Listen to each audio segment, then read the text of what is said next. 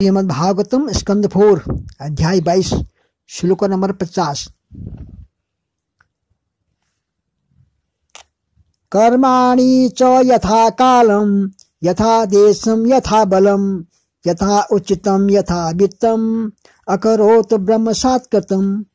आत्मतुष्टि होने के कारण महाराज पृथु समय, स्थान, शक्ति तथा आर्थिक स्थिति के अनुसार जितनी पूर्णतः से संभव हो सकता था अपने कर्तव्य को पूरा करते थे। इन सारे कार्यों के द्वारा उनका एकमात्र उद्देश्य परम सत्य को प्रसन्न करना था। इस प्रकार उन्होंने अपने कर्मों का भली भांति निर्वाह किया। तात्पर्य श्रील प्रभुपाद की जय। जय श्रील प्रभुपाद।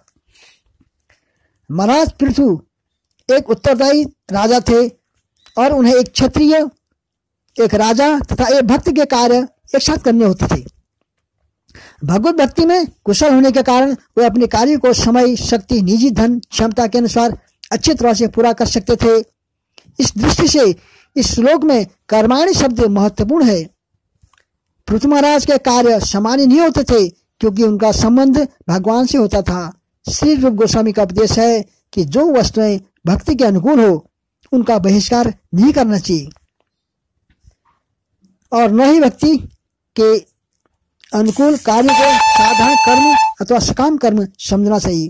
उदाहरण, एक सामान्य कर्मी अपनी इंद्र तृप्ति के हेतु अपना व्यवसाय चलाता है।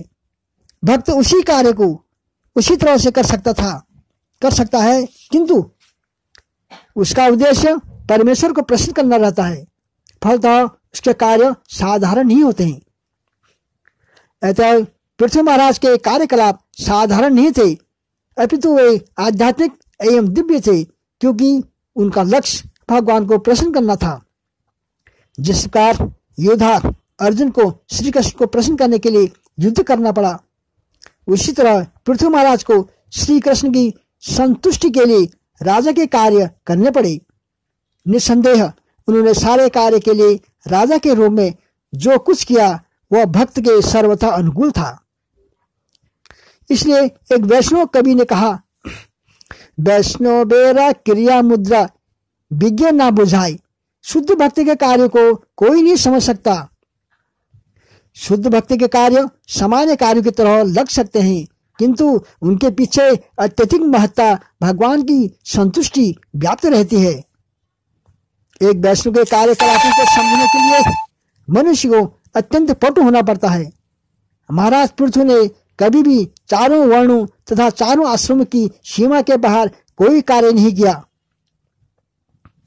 यद्यपि वैष्णव के रूप में वे सारे संसार का शासन करते रहे और उसी के साथ भगवान को प्रसन्न करके इन सारे कार्यों से ऊपर भी बने रहे।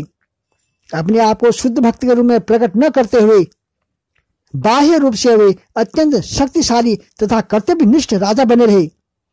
दूसरे शब्द में उनका कोई भी कार्य अपनी इंद्रिय तृप्ति के लिए नहीं होता था। वे जो कुछ भी करते थे वे भगवान की इंद्रियों की तुष्टि के लिए होता था। इसकी स्पष्ट व्याख्या अगले श्लोक में की गई है।